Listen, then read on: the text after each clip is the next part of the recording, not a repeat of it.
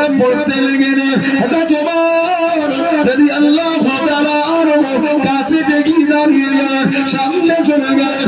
ও হযরত আব্দুল্লাহ ইবনে রাওয়াহা, আল্লাহ নবীর কাছে কবিতা চুরি বলো না, কবিতা বলা বন্ধ করো, কবিতা বলা বন্ধ করো। আল্লাহ নবী জানিয়ে দিয়ে, আল্লাহ নবী শুনিয়ে দিয়ে, ও বাবাজি ওমর, আমার আব্দুল্লাহ ইবনে রাওয়াহাকে কবিতা বলতে মানা করো না, কবিতা বলতে নিষেধ করো না।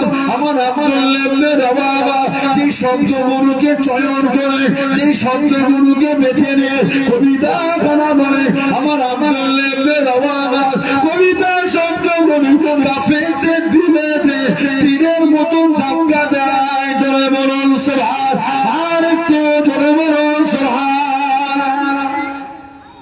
তুমি ওকে মানা করো না, না, ও যে শব্দগুলোকে বেছে বেছে কবিতা বলছে, ওই শব্দগুলোকে কাফেরদের দিলে ধাক্কা দিচ্ছে। জোরে বলো, বললেন আলহামদুলিল্লাহ। হযরত আব্দুল্লাহ ইবনে রাওয়াহা রাদিয়াল্লাহু তাআলা উনিও শহীদ হয়ে গেলেন। সব শহীদ। এই শহীদ হওয়ার আগে 3 নম্বরে যখন ঝান্ডামুড়ি সেনাপতির পেলে কিতাব এসেছে, ওনার মনের মধ্যে একটা ইতস্তত ভাব হচ্ছে, ও তখন সেনাপতি চলে গেল, এবার আমার পালা, আমিও তো শহীদ হই। এই মনের মধ্যে একটা দ্বিধাবোধ, শয়তান একটা ওয়াসওয়াসা। নবী পাকের সাহাবী নিজের মনকে কবিতা বলছে, শহীদ তোকে হতেই হবে। সুবহানাল্লাহ। শহীদ হতেই হবে, শহীদ না গেলে জোর করে নিয়ে যাওয়া হবে, তবে শহীদ তোকে হতেই হবে।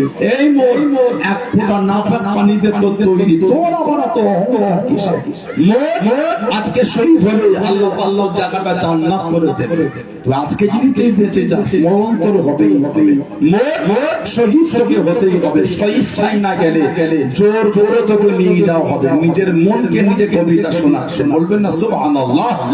3 নম্বরে গেলে হুজুর শহীদ হয়ে গেলেন, ইন্না লিল্লাহি ওয়া ইন্না ইলাইহি রাজিউন।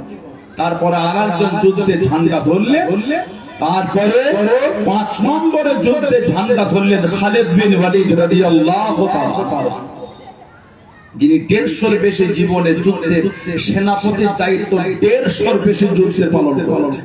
কিতাব এসেছে, একটা তো হারেন না, প্রত্যেকটা আল্লাহ পাক ওনাকে জয়ী করে দিয়েছেন। যে টুপিটা মাথায় দিয়ে যুদ্ধ করতে, ওই টুপিটা আমার নবী পাকে নূরের বাদান শরীফের চুল শরীফ ওই টুপির সঙ্গে জড়ানো, ওই টুপিটা মাথায় দিয়ে উনি যুদ্ধ করতেন। জোরে বলবেন, আর একটু জোরে বলা গেল না? কোন এক যুদ্ধে গেলে ওই টুপিটা উনি নিয়ে যেতে ভুলে গেছেন, যুদ্ধ করছেন, জয়ী হতে পারছেন না। মদিনা শরীফে সাহাবারা রাত্রিতে স্বপ্ন দেখছেন আমাদের নবীকে।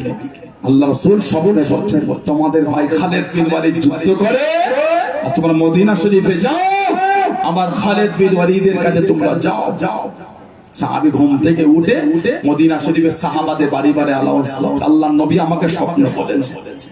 এই আওয়াজটা যখন ওনার বিবির কানে গেল, চিন্তিত হয়ে, কি ব্যাপার, আজকে আমার স্বামী কেন হেরে? চিন্তিত অবস্থায় উনি দেখতে পেলেন নবী পাকের চুল শরীফওয়ালা টুপিটা বাড়িতে রেখে চলে গেছে। সব যখন কাফেলা যায়, ওনার স্ত্রীও ঘোড়ার পিঠে চলে, উনিও বার হয়ে গেলেন। মাঝ রাস্তায় সাহাবারা গিয়ে দান করে, কে তুমি? জবাব দিতে, আমি খালিদ বিন ওয়ালিদ রাদিয়াল্লাহু তাআলা, আমি ওনার স্ত্রী, আমিও আপনাদের সাথে যাব। বলবেন না সুবহানাল্লাহ। যুদ্ধের ময়দানে গেলে সবাই যে যার জায়গায় চলে যায়, উনি বিবির কাছে যান, স্বামীর কাছে, কে আপনি? এই মেয়ে। উনি বলছে, আমি আপনার স্ত্রী। তুমি এসেছো যুদ্ধে? যে হুজুর, আমার কানে আওয়াজ হলো আপনি নাকি হেরে যাচ্ছেন। চিন্তিত হলাম, আমি দেখতে পেলাম নবী পাকের চুল শরীফওয়ালা টুপিটা আপনি ঘরে রেখে চলে এসেছেন, তাই ওই টুপিটা আমি আপনাকে দিতে এসেছি। উনি টুপি মাথায় নিয়ে যুদ্ধ শুরু করলেন, আল্লাহ পাকের হুকুম যুদ্ধে ফাতে হয়ে গেলেন। জোরে বলেন না সুবহানাল্লাহ।